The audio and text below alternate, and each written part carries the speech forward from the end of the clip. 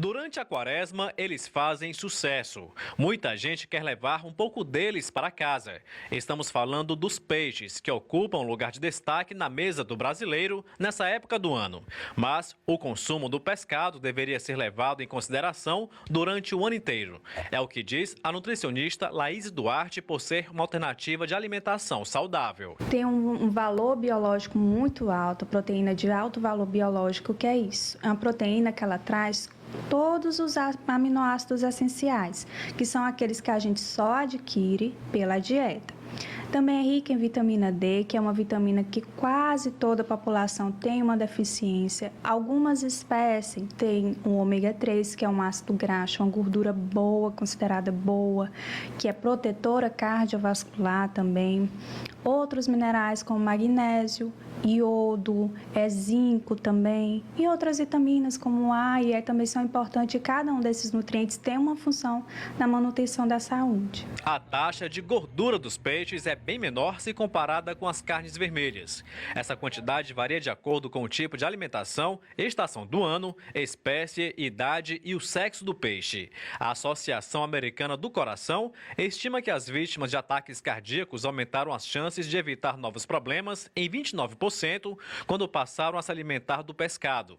Para esse efeito, o consumo ideal do peixe é de 2 a 3 vezes por semana. Pessoas que têm a tradição da quarta e da sexta, ou algumas pessoas até fazem a quaresma inteira com peixe, só tem benefícios, né? Você pode ir buscando outras alternativas mais baratas de peixe, como a sardinha. Outra dica é que os peixes de carne branca são menos gordurosos que os de carne escura.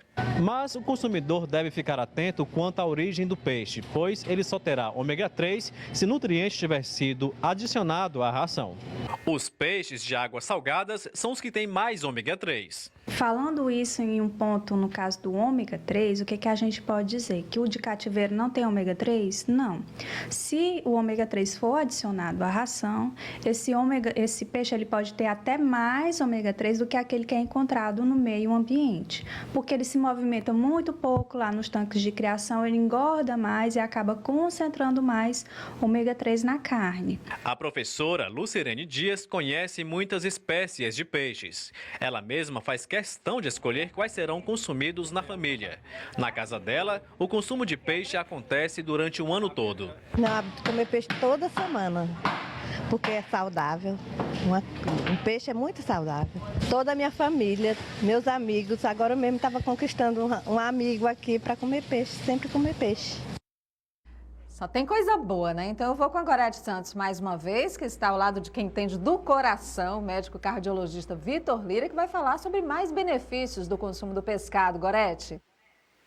Exatamente, Nath. A gente já sabe que pescado ele faz muito bem à saúde, a nutricionista já deu aí muitas dicas a respeito disso, mas o doutor Vitor Lira pode fazer esse reforço, principalmente em relação a essa ligação entre o pescado e os problemas cardíacos, na verdade, os benefícios para o coração, né?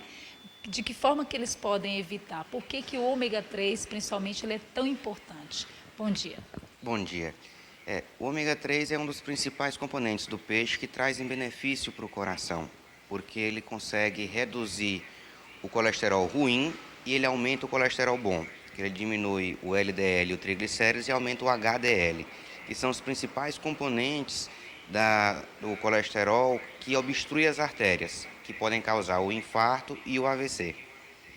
Há alguns tipos de pescados que têm uma concentração maior? Como que a população em casa ela pode ter acesso, doutor, saber aquele que é mais indicado para determinado problema?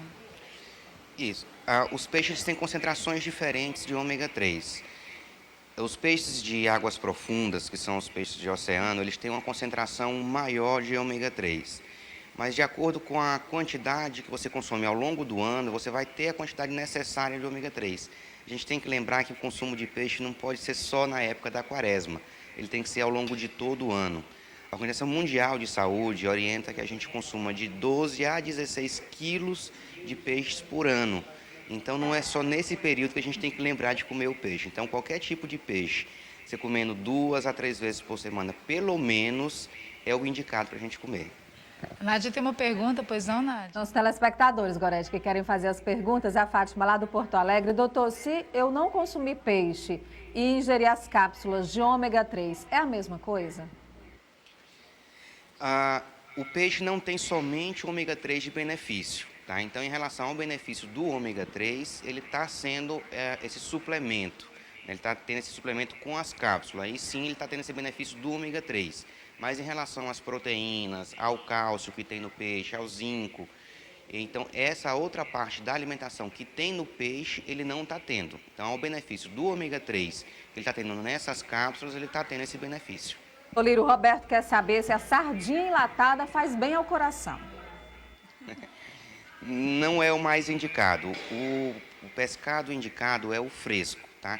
Todo alimento enlatado, não só a sardinha, como qualquer produto industrializado, eles têm alta concentração de sais e conservantes que podem trazer malefício ao organismo. Então, não são os mais indicados para serem consumidos.